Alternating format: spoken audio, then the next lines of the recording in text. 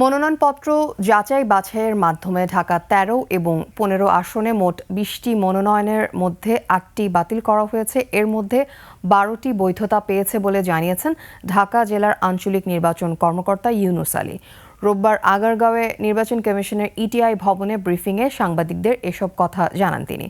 মনোনয়নপত্র যাচাই বাছাইয়ের কার্যক্রম শেষ হলেও আগামীকাল ৫ জানুয়ারি থেকে ৯ জানুয়ারি মনোনয়নপত্র বাছাইয়ে রিটার্নিং অফিসারের সিদ্ধান্তের বিরুদ্ধে আপিল করা যাবে বলে জানান ঢাকা জেলার আঞ্চলিক নির্বাচন কর্মকর্তা ইউনুস আলী। বেসিক্যালি 1% ভোটারের গড়মিল, সরকারি চাকরি হতে অবসর গ্রহণের ৩ বছর অতিবাহিত না হওয়া, হলফনামার বিভিন্ন ত্রুটি, মনোনয়নপত্র যথাযথভাবে বিশেষ করে তৃতীয় অংশ পূরণ না করা ইত্যাদি কারণে মনোনয়নপত্রসমূহ বাতিল করা হয়েছে। দর্শক, আগারগাঁওয়ের নির্বাচন কমিশনের ইটিআই ভবনে রয়েছেন সহকর্মী মানিক শিকদার, সরাসরি যুক্ত হচ্ছে তার সাথে। মানিক, শেষ দিনের মনোনয়নের যাচাই বাছাই তথ্য সম্পর্কে আমাদেরকে জানান।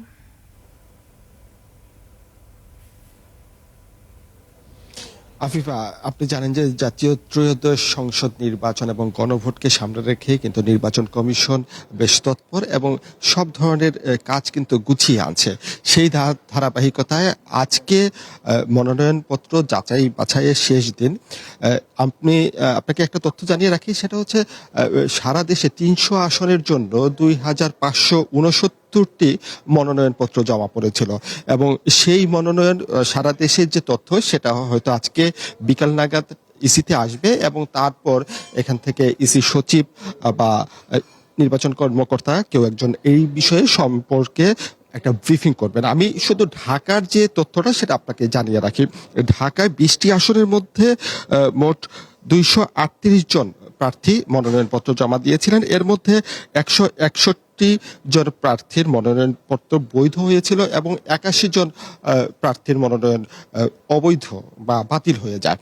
এর মূল কারণ হিসাবে নির্বাচন কমিশন বা রিটার্নিং কর্মকর্তা তারা বলছেন যে মূলত 1% ভোটের যে বিধানটি সেই কারণেই মূলত এই মনোনয়নপত্র বা এটা পূরণ করতে না পারায়, শর্ত পূরণ করতে না পারে এগুলো বাতিল হয়ে যাচ্ছে। এছাড়া কিছু কিছু ক্ষেত্রে দেখা যাচ্ছে যারা সরকারি কর্মকর্তা ছিলেন পরবর্তীতে তারা হয়তো এই নির্বাচনে অংশ নিয়েছেন, যে সময়কালটা 3 বছরের যে অতিবাহিত হওয়ার পর নির্বাচনে অংশ নিতে পারেন, এই বিধানটা হয়তো অনেকেই প্রতিপালন না করায় সেক্ষেত্রেও মনোনয়নপত্র অবৈধ হয়ে গেছে।